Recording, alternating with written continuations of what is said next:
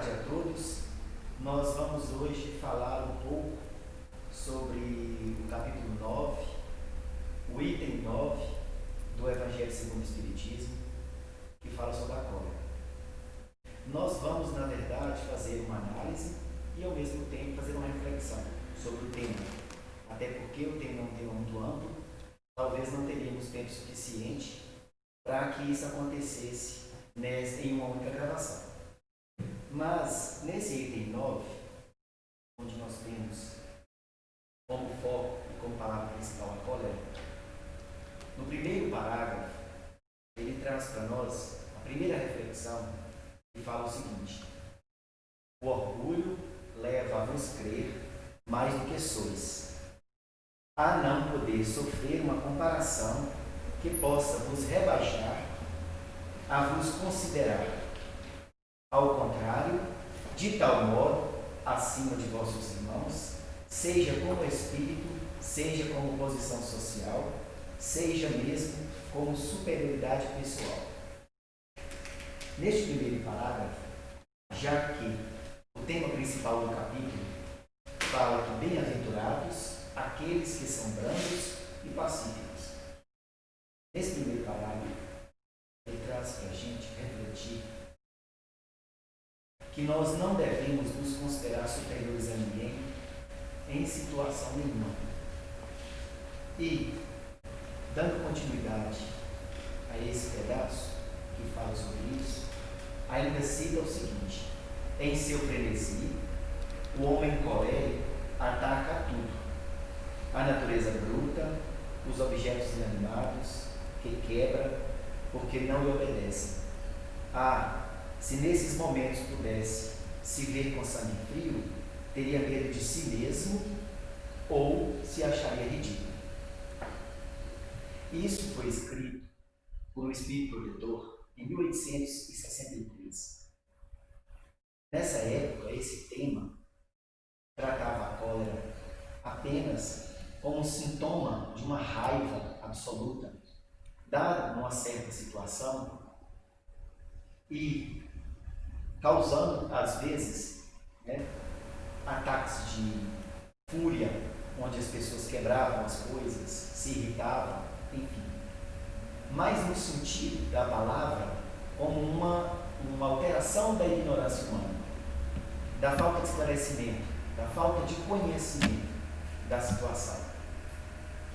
Para nós trazermos essa reflexão para os dias de hoje, o que nós temos que pensar é o quanto já evoluímos, quantos anos já se passaram, desde esses séculos anteriores, e o que nós aprendemos de lá para cá, para fazer com que nós pudéssemos tratar esse tema, a cólera, de uma outra forma. Não cólera significativamente como raiva, como furor, mas a cólera num sentido de uma raiva velada, de um ódio, onde as pessoas buscam atacar os outros de uma outra forma. Nos dias de hoje, nós estamos nos aproveitando, principalmente do anonimato, da tecnologia, para manifestarmos essa cólera, essa raiva, esse desentendimento, esse dissabor que, na maioria das vezes, a gente consegue atingir o outro de uma forma às escondidas. Como a gente poderia pensar dessa forma? Fazendo já uma análise e não uma reflexão. Se nós temos a tecnologia a nosso favor, nós utilizamos essa cólera, que há muito tempo foi citada no Evangelho segundo o Espiritismo como um sinônimo de superioridade, de raiva, de fúria, para a gente poder hoje, nos dias de hoje, utilizar a nosso favor através dessa tecnologia. Então, pensando nesse sentido, eu anotei uma situação que todos os dias, ao abrirmos nossas redes sociais, ao entrarmos em contato com as pessoas, principalmente agora, nesses dias que nós estamos ficando mais em casa, utilizando de um isolamento social, nós estamos nos aproveitando dessa situação para nos comunicarmos através dessas redes, através de celulares, do computador, enfim. E as pessoas estão se esquecendo do compromisso que elas têm com o próprio Jesus, com a própria religião a qual ele professa. Quando eles utilizam essa religião para desmerecerem o próximo, desrespeitarem as pessoas, atacarem os outros através de palavras de baixo calão, como se isso fosse uma válvula de escape, uma maneira que eles têm de provar para si mesmos que eles são superiores aos outros, mas se escondem atrás de uma rede social. Mas seria viável tratar uma situação, fazer uma reflexão do Evangelho através de uma evolução tecnológica, do que nós estamos vivenciando hoje?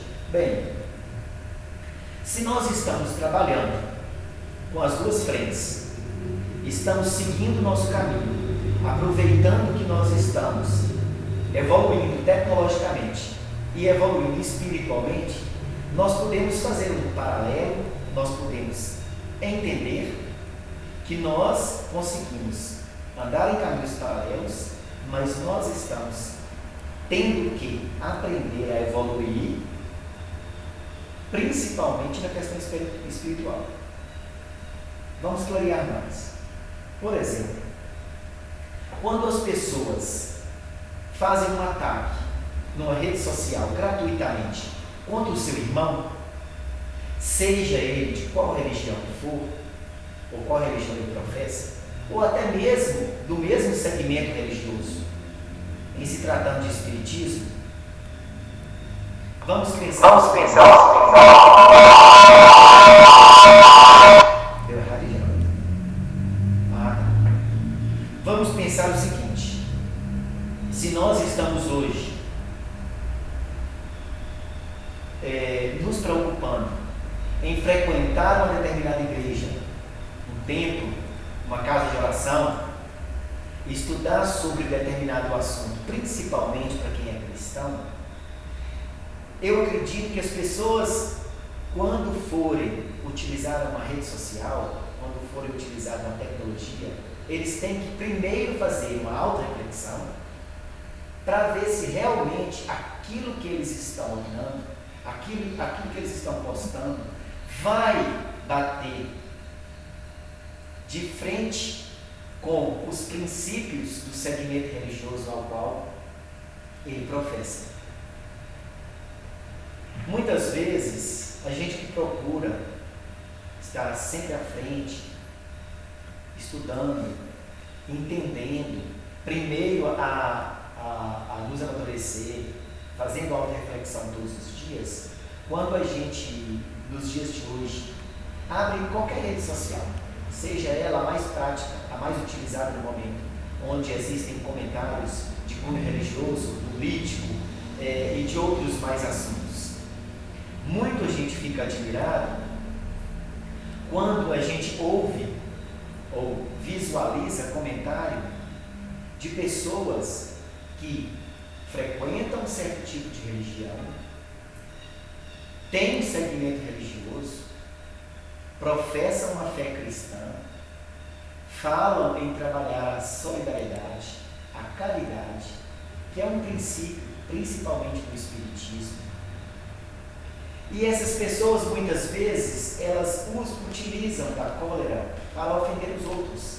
Elas se esquecem que naquele meio, principalmente naquela situação tecnológica, existem outras pessoas que comungam do mesmo espaço que ela, que confiam naquela fé ao qual ela professa, e ao mesmo tempo essa pessoa às vezes deixa cair tudo por terra, sem fazer pré-julgamentos, lógico, porque a sua opinião é baseada na raiva, na cólera, provocativa, ofensiva, e demonstra isso assim claramente em todas elas. E aí, pensando nisso, nós trouxemos para o dia de hoje uma analogia entre essa passagem evangélica do item 9 sobre a cólera com um filme, O Milagre da Cela 7, que por muito tempo aí já está no Netflix. E é muito importante, é um filme turco que fala sobre uma história de amor muito bonita e que ele tem um poder transformador. Mas é interessante que quando a gente faz a análise e faz a reflexão ao mesmo tempo, a gente percebe que não só se fala de amor durante todo o filme, se fala da cólera, se fala do ódio, se fala da raiva, da vingança. Então, é muito oportuno a gente citar que é um filme totalmente emocional, onde várias e várias pessoas comentaram sobre isso nas redes sociais, falaram que o filme é muito, muito emotivo, que as pessoas se emocionam muito. Realmente maravilhoso. Eu assisti 2 vezes para tentar entender melhor a passagem de cada personagem no qual estava ali, qual seria o papel de cada um para aquele poder transformador. O filme tem como tema o milagre da cela 7.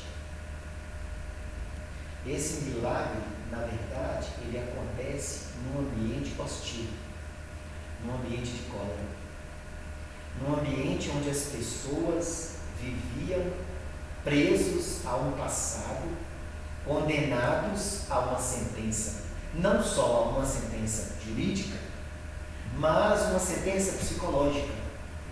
Cada uma daquelas pessoas que estavam naquele ambiente fechado, que era chamado de cela 7, eles tinham já traçado um determinado destino,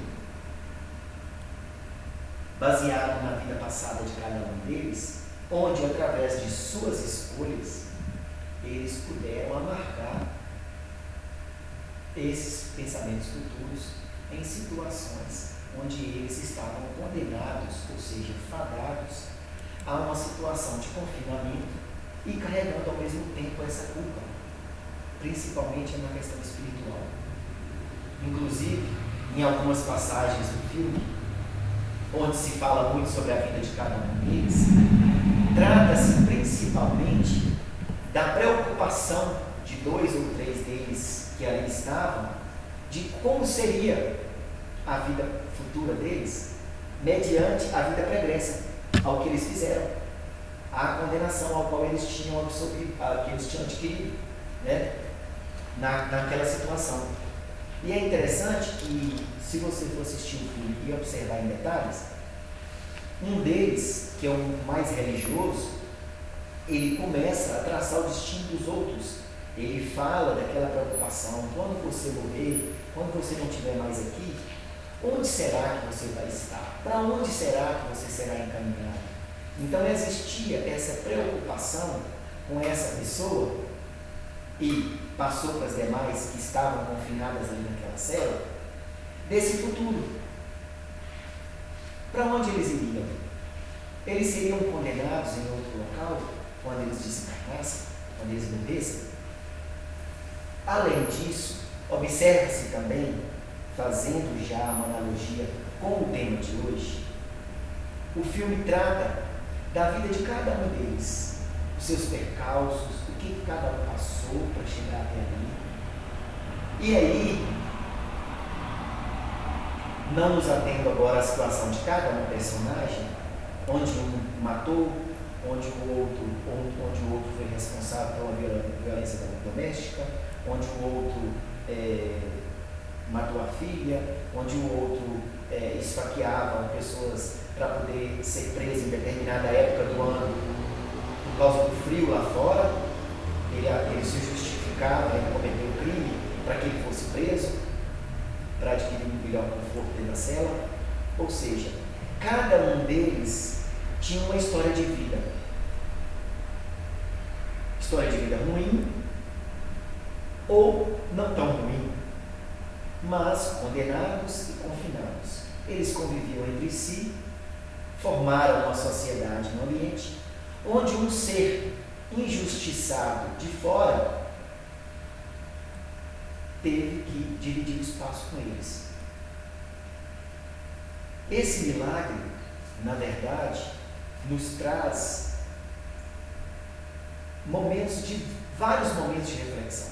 Quando você assiste a trama uma vez e se emociona, você assiste uma segunda, pelo menos, para que você possa olhar nos olhos de cada personagem, para que você possa entender o que cada um passou e como eles conseguiram se transformar através do outro. E é interessante quando nós jogamos isso para a nossa vida, como uma pessoa consegue transformar uma ou mais pessoas num ambiente. E se a gente jogar no dia a dia, a gente pode fazer isso no nosso trabalho, pode fazer isso na nossa igreja, na nossa casa de oração, dentro da nossa família. E esse poder transformador, ele veio de fora para dentro, através do personagem principal, personagem da trama, de uma vida ao qual ele já tinha passado situações de cólera, de ódio, de raiva, inclusive de vingança do próprio coronel ao qual ele foi condenado, que supostamente ele teria matado a filha dele. E na verdade não tinha sido apurada a história, mas como o objetivo maior era que se vingasse a morte da filha, o certo seria condenar aquela pessoa sem mesmo ter provas suficientes. Mas além disso, além de uma trama comum de filme, nós temos que observar mais profundamente e entender que esse ser, essa pessoa responsável por transformar toda a trama e principalmente fazer com que acontecesse um milagre na cabeça de cada um daqueles condenados que estavam naquela cela, nós temos que entender que esta pessoa era desprovida de maldade. Como isso é difícil hoje? Se a gente for entender a vida de cada uma dessas pessoas que passaram na Terra como seres missionários, o Divaldo Franco, que ainda está entre nós, a irmã Dulce, o Chico Xavier e outros mais, nós vamos entender que são seres e foram seres iluminados, desprovidos de maldade, pessoas que abriram mão da sua vida pessoal para atender às necessidades dos outros, principalmente da evolução espiritual. Então, nesse filme, O Milagre da Cela 7, ele não é só um filme que te emociona. Não é um filme que te faz chorar, como eu vi alguns comentários nas redes sociais. Até os primeiros 15 minutos você vai muito bem. Dos 15 minutos em diante, você chora o filme inteiro até o final.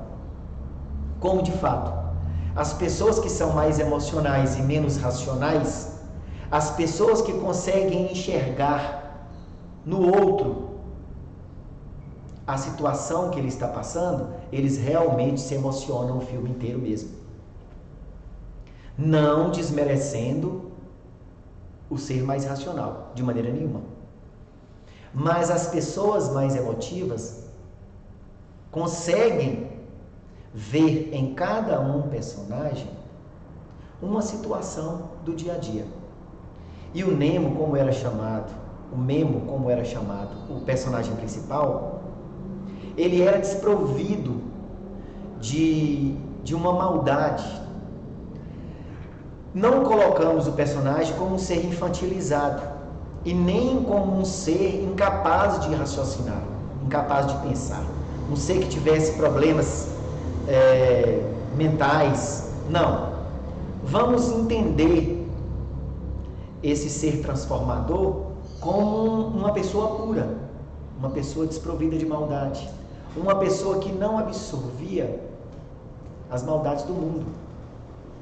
Mesmo diante de toda a cólera, mesmo diante de tanta violência física que foi utilizada no início do filme, para poder passar para as pessoas a necessidade de se condenar uma pessoa que era considerada culpada no início, nós ainda assim podemos refletir e tentar entender que aquilo foi utilizado para nos mostrar que não precisamos hoje da violência física que foi utilizada com aquele personagem para condená-lo, mas a própria violência psicológica, a própria violência política, vários tipos de violência que hoje em dia são utilizadas, principalmente através da mídia, através das redes sociais, para atingir os outros, para ferir os outros. Então, isso às vezes nos faz continuar refletindo que aquela vitimização do ser principal do filme como uma pessoa que não entendia muito as coisas, que só ficava absorto, que era uma pessoa que ficava no mundo da lua, era bem infantil, como a filha dele. Na verdade, era um ser puro, como muitos e muitos que já reencarnaram na Terra. Como muitos e muitos que têm a missão de transformar corações. E que muitas vezes as pessoas não conseguem enxergar. No desfecho da trama, a gente vai percebendo que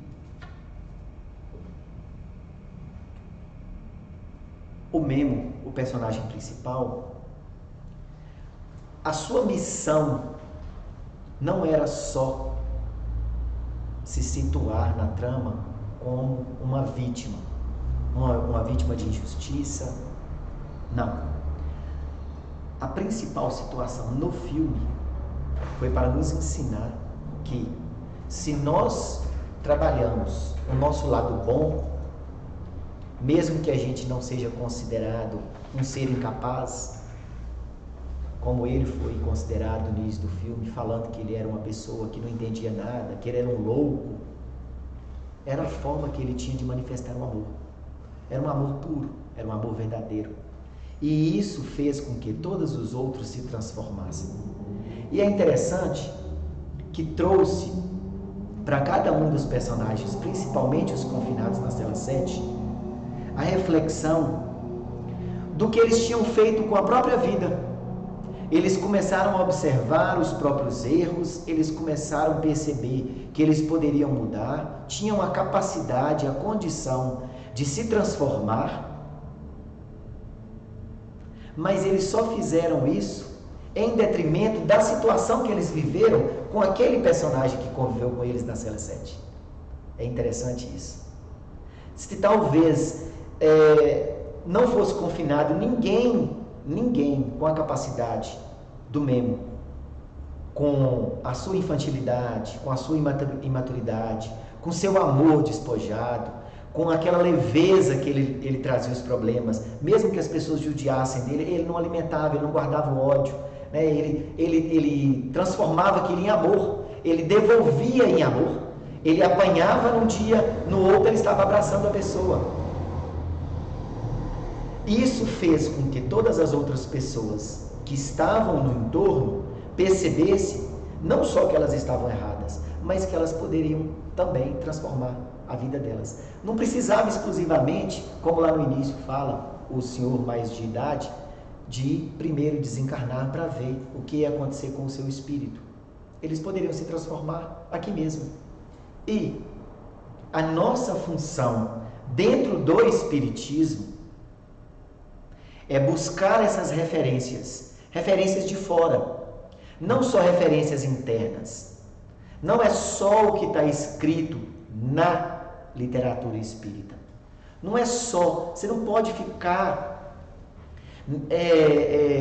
mediado, traçar um caminho só com aquela situação que você está vivendo. Porque você, senão você acaba se confinando também. É como se você tivesse prisioneiro numa cela, em que você fizesse reflexão só do que você tem conhecimento. Quando vem um conhecimento de fora para dentro, como foi o caso do personagem, que entrou no ambiente e transformou, você começa a perceber que as coisas são mais amplas. Você tem condição de analisar melhor. E nada melhor do que um filme, do que uma série, do que um documentário, ou do que uma história, para fazer com que todos nós façamos essa reflexão no dia a dia. Então, o que eu acho mais interessante é que nesse item 9, onde fala sobre a cólera, lá no finalzinho do item 9, fala-se assim: em suma, a cólera não exclui certas qualidades do coração. Olha que interessante. Independente do que você alimenta de raiva, do que você alimenta do ódio dentro do peito, ela não elimina totalmente, ela não exclui todas as suas qualidades, mas impede de fazer muito bem e pode levar a fazer muito mal. Ou seja, se você estiver num nível muito grande de raiva, cheio de cólera, como as pessoas hoje se manifestam, principalmente nas redes sociais, com muito ódio no coração, falta de amor ao próximo, falta de consideração com as pessoas que estão no seu entorno, principalmente as pessoas que professam da mesma fé. As pessoas saem xingando, saem brigando em prol de uma determinada causa, ou defendendo uma determinada verdade, e se esquecem que tem pessoas do lado que talvez sejam contrárias àquele pensamento e que não merecem ser ofendidas daquela forma. E o que é mais interessante são pessoas esclarecidas, são pessoas que se julgam pessoas com muito conhecimento. Isso que é mais admirável. E aí fala que a cólera não elimina todo o bem, não elimina tudo que você tem de bom no coração, mas faz com que você faça o mal, pratique o mal e não o bem. Isso deve bastar para motivar esforços por dominá-la. E mais interessante aqui, nesse final do item 9, fala-se o seguinte: o espírita, por outro lado, é solicitado por um outro motivo. Ela é contrária à caridade e à humildade cristãs.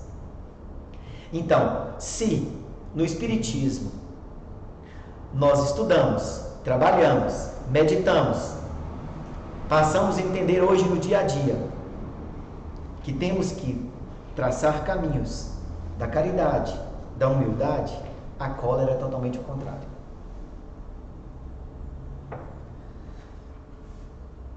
Mas o mais interessante de tudo isso, e o que faz com que a gente perceba que cada dia as coisas pioram um pouco mais nesse sentido,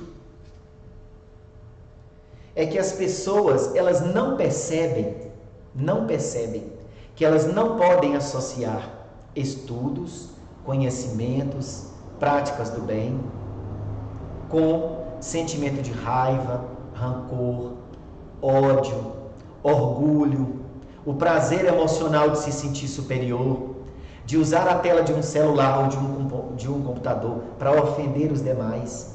Essas pessoas não podem se esquecer que as duas coisas não comungam o mesmo caminho. Elas não têm como ocupar o mesmo espaço.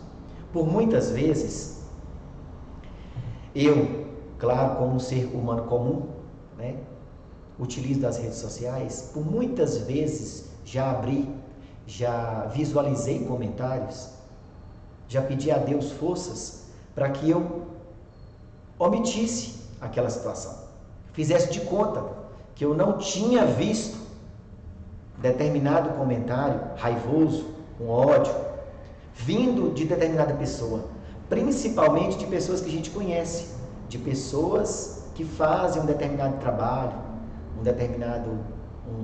utilizam de um determinado caminho em caso de oração. Mas quem somos nós para julgar? Um dia essas pessoas vão perceber que a posição que elas estão tomando não seja a posição mais correta. Não é verdade? Então, comentando isso com um colega de trabalho, e aí, às vezes a pessoa radicaliza o assunto. A pessoa fala assim para mim: mas por que não a gente não pode se omitir de determinadas situações, principalmente nas questões políticas, né, que estão muito polemizadas hoje em dia, porque o maior exemplo que a gente teve foi Jesus. Jesus foi um político. Ora, Jesus fez política, Jesus não fez politicagem. A política que Jesus utilizou foi de alimentar multidões, de arrebanhar pessoas para professar o bem, para professar a palavra, para trazer a paz, para levar o amor para as pessoas. Arrebanhar pessoas para trazer o que realmente as pessoas precisavam de ouvir.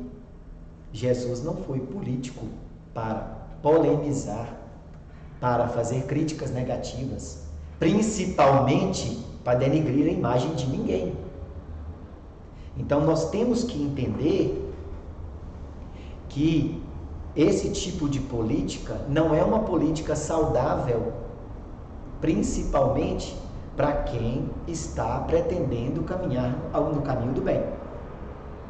Então, a utilização de algumas partes deste filme com o tema de hoje, elas casam muito bem e elas não são adversas, justamente porque nós podemos perceber o antagonismo entre a questão da cólera e a questão do amor, onde o amor vence, independente da situação a qual a pessoa esteja vivendo. Nós temos que entender que nós somos resultados da nossa própria escolha. Nós somos responsáveis pelos nossos atos. Quando a gente for utilizar da palavra para que ela seja ofensiva, que ela venha ofender alguém, a outrem, é melhor que a gente fique calado. Eu penso assim, é a minha opinião, tá? Então, para a gente encerrar essa fala de hoje, no meio das considerações, eu vi um pequeno poema que é muito propício ao nosso tema. Fala-se o seguinte: morrer. E aí vem vários versos que falam sobre o assunto. Tenho morrido muitas vezes, depois respiro fundo, lavo o rosto, sigo em frente. Não é fácil morrer, difícil é renascer, fingir-se de sol, cegar a lua, beber o mar. Detestável seria ter a covardia dos que me mataram. Eu sigo renascendo, eles seguem covardes. É pesado, mas é verdadeiro. É interessante que nós temos a capacidade de morrer todos os dias e renascer todos os dias. Só não podemos nos viciar nisso. E isso nós temos que prestar muita atenção. Morrer e renascer é você entender que você pode se melhorar como ser humano. Mas se você transforma isso num vício, o que acontece? Você morre, renasce. Então você erra, corrige o erro. Erra de novo, corrige o erro. Você transforma esse erro num vício, porque você vai errar, mas aí eu peço perdão e erro de novo. Não se vicie nisso. Tente entender que isso vai deixar a sua encarnação estagnada, parada no tempo. Você não vai conseguir progredir, porque você vai errar e você vai se corrigir. Mas quando você errar de novo, você fala, eu vou ter uma outra oportunidade de me recuperar. Afinal de contas, eu terei várias encarnações pela frente. Afinal de contas, Deus é o perdão. Não pense dessa forma somente. Pense que você erra, faz uma análise e uma reflexão. É o que nós estamos trazendo aqui hoje. Sobre o que você errou. Se você precisa errar de novo sobre aquilo, se há necessidade de cometer o mesmo erro e amadurecer para que você não cometa o mesmo erro, para que você dê um passo à frente. Se você não fizer essa análise e não fizer reflexão sobre o erro cometido, você vai cometê-lo amanhã porque você não analisou e não refletiu. E você vai fazer com que esse erro volte e fazer com que você volte à mesma estaca, ao mesmo lugar que você estava anteriormente. Então você não evolui e não evolui. Você fica estático, você fica parado no tempo. Então sua reencarnação, ela não se torna evolutiva, ela fica estagnada, porque a gente não evolui, a tendência é evoluir. Então muito cuidado com relação a essas duas primeiras frases que fala aqui. Tenho morrido muitas vezes, depois respiro fundo, lavo o rosto e sigo em frente. Lavar o rosto e seguir em frente é você não cometer o mesmo erro e seguir sua jornada. Então você lavou o rosto, ou seja, você não vai errar mais, você vai seguir em frente. Claro que não é fácil morrer, como fala o verso. Difícil é renascer, ou seja, não é fácil você reconhecer que você errou. Difícil é você reconhecer o erro e renascer, começar de novo. Não, agora isso eu não faço mais. Eu vou por outro caminho. Eu já entendi que não é o melhor caminho, não é o melhor para o meu espírito. E aí fala-se no final que detestável seria ter a covardia dos que me mataram. Eu sigo renascendo, eles seguem covardes. É bem pesado esse final, mas é a realidade. Essas pessoas que seguem covardes são as pessoas que são estagnadas. Elas não conseguem avançar e elas não dão um passo atrás. Porque a vida, na evolução reencarnatória, você não dá um passo atrás. Ou você fica parado ou você dá um passo à frente. Elas ficam estagnadas. Elas têm medo de renascer. Elas têm medo de evoluir. Então, no nosso caso, para a nossa reflexão de hoje, o que nós temos que entender é que se eu fiz isso de errado, se eu utilizei da minha raiva, da minha ira, cólera, enfim, qualquer outro tipo de palavra que encaixe na situação, orgulho, rancor, para magoar os outros, o certo é eu parar, refletir e analisar. Não posso fazer isso mais, porque isso prejudica não só o outro, mas principalmente o meu espírito. Isso faz com que as pessoas se tornem cada vez mais pessoas insensíveis, frias. E aí no final fala-se o seguinte, que o espírita, por outro lado, ele é solicitado por um outro motivo, que é ficar sempre trabalhando em prol da caridade e da humildade. Para finalizar, eu gostaria só de deixar para mais essa reflexão para todos nós, para quem tiver condição de assistir até o final o vídeo. Quando nós estudamos para aprender, nós aprendemos para praticar. Ninguém estuda para aprender para si mesmo, para guardar o conhecimento.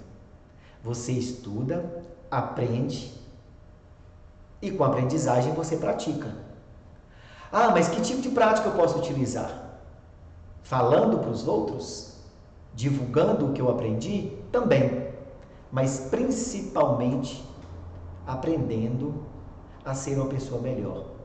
Você tem que aprender a praticar o bem para si mesmo. Principalmente para si mesmo.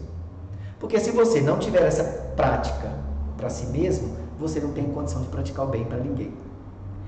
E hoje em dia, praticar o bem só com a casca não resolve. Porque tudo não passa de aparência. Então temos que aprender a praticar o bem com o nosso coração.